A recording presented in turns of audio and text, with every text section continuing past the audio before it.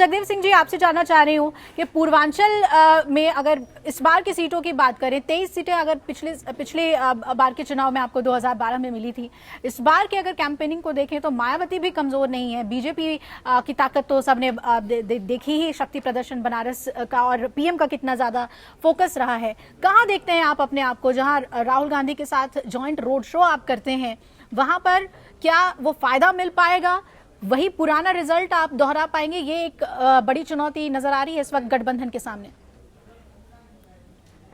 देखिए, जहां तो मायावती का सवाल है, मायावती ने तो पूर्वांचल के सारी चीनी मिलें बेच दी और विकास के नाम पे कुछ किया ही नहीं।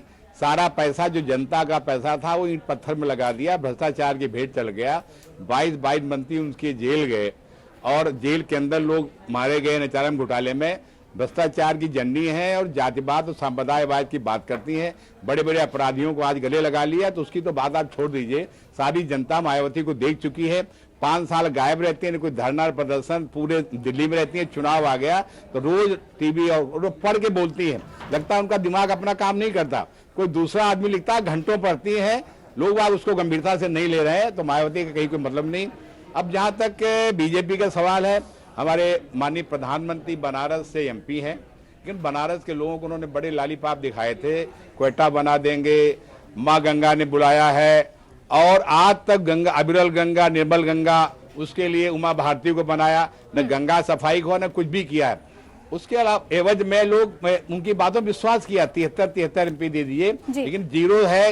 कहीं कोई भ्रष्टाचार बढ़ा दिया, नोटबंदी करके बैंकों में कितना भ्रष्टाचार हुआ, करोड़ों रुपए बड़े व्यापारियों पर बरामद हुए, और रेलवे का भाड़ा बढ़ाया, उससे महंगाई बढ़ गई।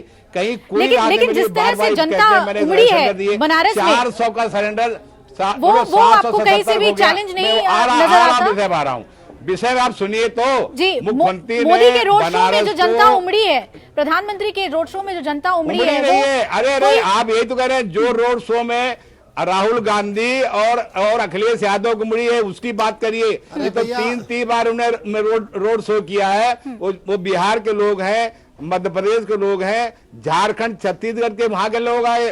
सारी कैबिनेट दिल्ली में पड़ी हुई थी, सारे एमपी दिल्ली में पड़े हुए थे। ये सारी भीड़ थी। हमें काम की बात करता हूँ, पूर्वांचल में काम बनारस में पड़े हुए थे, शायद आप ये कहना चाह रहे हैं। आप बलिया, दिल्ली की तरह बनारस में पड़े हुए। मैं बनारस की बात करता हूँ। बनारस की आप बात देख लिए, 60,000 करोड़ उन्होंने कारपेट घराने में देने काम किया है। वहाँ 40,000 हथकरघे लगे हुए हैं, 3 लाख लोग लगे हुए उसमें।